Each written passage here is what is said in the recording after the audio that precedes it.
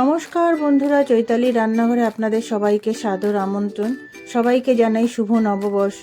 আমি আজকে একটা নিরামিষ রান্না আপনাদের সাথে শেয়ার করব। আজকে আমি ধোকার ডালনা করে আপনাদেরকে দেখাচ্ছি। বিনা বাটার ঝামেলা ছাড়াই কিভাবে আপনারা ধোকার ডালনা রান্না করবেন বা আমি কিভাবে করি সেটাই আজকে আপনাদেরকে শেয়ার করছি। এর জন্য আমি ছোলার ডাল নিয়েছি। ছোলার ডালটা আমি একটু কড়াইতে হালকা গরম করে নিয়েছি। আর কারোর যদি মাইক্রো ওভেন থাকে তাহলে মাইক্রো ওভেনে 1 মিনিট দিয়ে একটু গরম করে সেটাকে ঠান্ডা করে মিক্সিতে দিয়ে পেশাই করে নেবেন। আমি আজকে ছোলার ডালের গুঁড়োটা একটু বেশি পরিমাণে করেছি। কিছুটা আমি স্টোর করে রাখবো আর কিছুটা আমি আজকে আপনাদের সাথে বানিয়ে দেখাবো। এর জন্য আমি নুন নিয়েছি 1.5 চামচ, হলুদ গুঁড়ো 1/2 চামচ, জিরার গুঁড়ো 1/2 চামচ, লঙ্কার গুঁড়ো 1/2 চামচ আর গরম মশলার গুঁড়ো আমি 1/2 চামচ দিচ্ছি।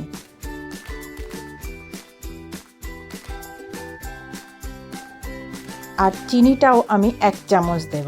দিয়ে আমি এবার ডালের সাথে মশলাগুলোকে ভালো করে মিশিয়ে নিচ্ছি। আমি আগে থেকে একটু উষ্ণ গরম জল করে রেখেছিলাম। সেই গরম জলটা দিয়ে এবার এই ডালের গুঁড়োটাকে ভালো করে মাখবো। এটা মাখা যত ভালো হবে ধোকার ডালনাটা তত সুন্দর হবে।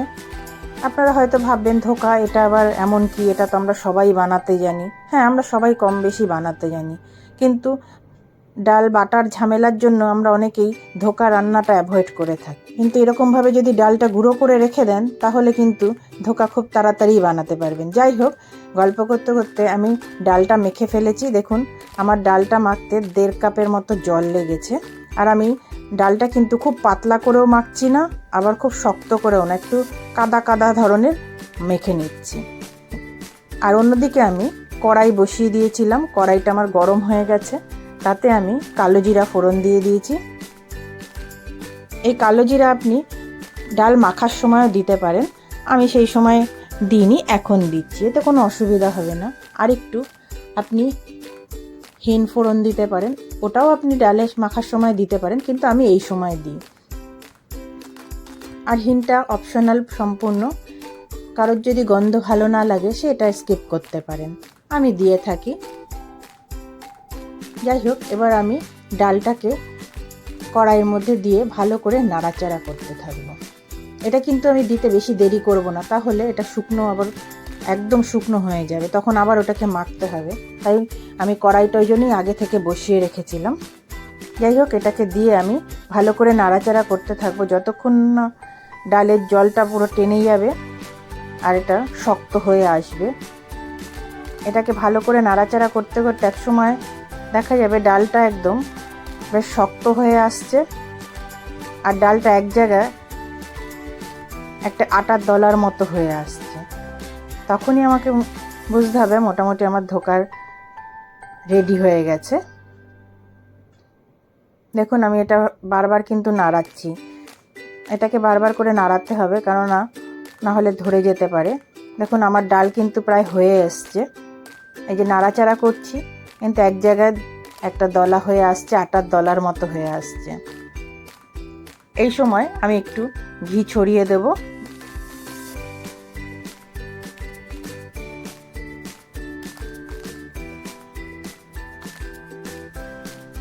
ঘিটা দিয়ে এবার আমি একটু নাড়াচাড়া করে নেব। আর একটুখানি নাড়াচাড়া করলেই আমার ধোকার ডালনাটা ধোকাটা রেডি হয়ে যাবে। অন্যদিকে একটা থালার মধ্যে আমি একটু তেল ব্রাশ করে নিচ্ছি। নিয়ে ডালটাকে আমি ওর মধ্যে তুলে দিয়ে হাত দিয়ে চেপে চেপে একটু ঠান্ডা হতে দেব। একটা কথা, আপনারা এই রান্নাটা যদি দেখে উপকৃত হন তাহলে আপনারা আমাকে অবশ্যই কমেন্ট করে জানাবেন। আর আমার ভিডিওটার নিচে যে লাইক বাটনটা আছে সেটা একটু প্রেস করে দেবেন, সবাইকে শেয়ার করে দেবেন, আর আপনারা চ্যানেলটা একটু সাবস্ক্রাইব করবেন। যাই হোক, কথা বলতে বলতে আমার ডালটা রেডি হয়ে গেছে। আমি থালায় তুলে নিচ্ছি। এবার এটাকে হাত দিয়ে ভালো করে, আগেই বলেছি, ভালো করে প্রেস করে থালার সাথে একদম ফ্ল্যাট করে নেব। নিয়ে আমি এটা ঠান্ডা হতে দিচ্ছি। দেখুন ঠান্ডা হয়ে গেছে। এটাকে আমি এখন আমার মতো শেপ করে নেব। আপনারা করলে আপনাদের পছন্দ অনুযায়ী শেপ করে কাটবেন। আমি চৌকো শেপের কেটেছি। হ্যাঁ, কড়াই আমি আগেই বসিয়ে রেখেছিলাম, কড়াইয়ের তেলও গরম হয়ে গেছে। এবার আমি এক এক করে ধোকা দিয়ে দিচ্ছি। এই সময় কিন্তু আমি গ্যাসের ফ্লেমটা লোই রেখেছি, তাতে কি হবে আমার ধোকাগুলো তাড়াতাড়ি পুড়ে উঠবে না। একদম আস্তে লো ফ্লেমে হবে, হালকা হালকা করে ভাজবো। এটা দেখুন লাল লাল করে ভাজাও হবে, ভিতরটা কাঁচাও থাকবে না এবং ক্রাঞ্চিও হবে খেতে। আমি এইভাবেই ধোকাগুলোকে লো ফ্লেমে ভেজে থাকি। আপনারাও যদি কখনো করেন তাহলে এইভাবেই ভাজবেন। দেখুন আমি এক এক করে ধোকাগুলো ভেজে তুলে নিচ্ছি। এই ধোকাগুলো শুধুও খাওয়া যায়, খুব ক্রাঞ্চি হয় খেতে। আপনারা বিকালে স্ন্যাক্স হিসেবে ওটাকে খেতে পারেন, আবার অনেক সময় ডালের সাথেও এটা খেতে পারেন। যাই হোক, এবার এরকমভাবে আপনারা এক এক করে সব ভেজে নেবেন।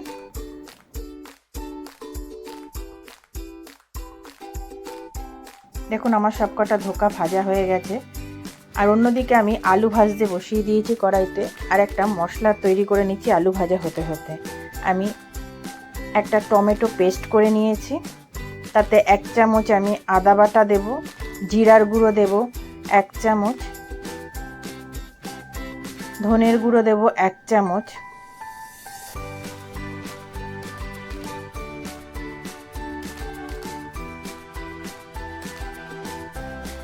হলুদ গুঁড়ো দেব 1 চামচ, লঙ্কার গুঁড়ো আমি 1/2 চামচ দিচ্ছি, গরম মশলাও আমি 1/2 চামচ দেব।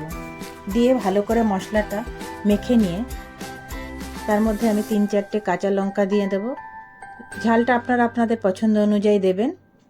হ্যাঁ, আর একটা কথা, আমি আর একটু জিরাও পরে 1/2 চামচ দিয়ে দিয়েছিলাম। তারপরে একটু নুনও এই মশলার মধ্যে দিয়ে ভালো করে মশলাটা কষিয়ে নেব, আর একটু চিনিও দিয়ে দিয়েছি।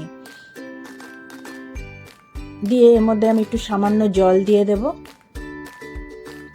জল দিয়ে মশলাটাকে ভালো করে মেখে আমি আলু ভাজার মধ্যে দিয়ে দিচ্ছি। দিয়ে এটাকে আমি ভালো করে কষাতে থাকবো। হ্যাঁ, আমি না ফোড়নে তেজপাতাটা দিইনি, তাই এই সময় আমি দিয়ে দিচ্ছি। আপনারা যদি চান এর সময় আপনারা এলাচটাও দিতে পারেন ফোড়নে, আমি দিইনি। এবার দেখুন আমার মশলা থেকে তেলটা সেপারেট হয়ে গেছে। আমি এই সময় জলটা দিয়ে দিচ্ছি। ঝোলটা আপনারা আপনাদের পছন্দ অনুযায়ী দেবেন। দিয়ে আমি একটু ঢেকে রেখে দেব। এবার আমি এই সময় একটু ঘি দিয়ে দিচ্ছি। ঘিটা আপনারা পরেও দিতে পারেন। তারপর আমি এক এক করে সব ধোকাগুলো ঝোলের মধ্যে দিয়ে দিচ্ছি। দিয়ে একটু কিছুক্ষণ ফুটতে দেব। কিছুক্ষণ ফুটলেই আমার ধোকাটা রেডি হয়ে যাবে। এবার আমি এক এক করে ধোকাগুলো তুলে প্লেটিং করব। ধোকাগুলো কিন্তু একটু ফুটতে দিতে হবে, তাহলে ধোকাটা খুব সফট হয়ে যাবে। যাই হোক, ধোকাগুলো আমি এক এক করে তুলে নিয়ে প্লেটিং করছি। আমার রেডি হয়ে যাবে তাহলে ধোকার ডালনা। আপনারাও এইভাবে চটজলদি রেডি করে ঘরে সবাইকে সার্ভ করতে পারেন। দেখবেন খুব তাড়াতাড়ি এটা রান্না হয়ে যায়। আমার রেডি হয়ে গেছে ধোকার ডালনা।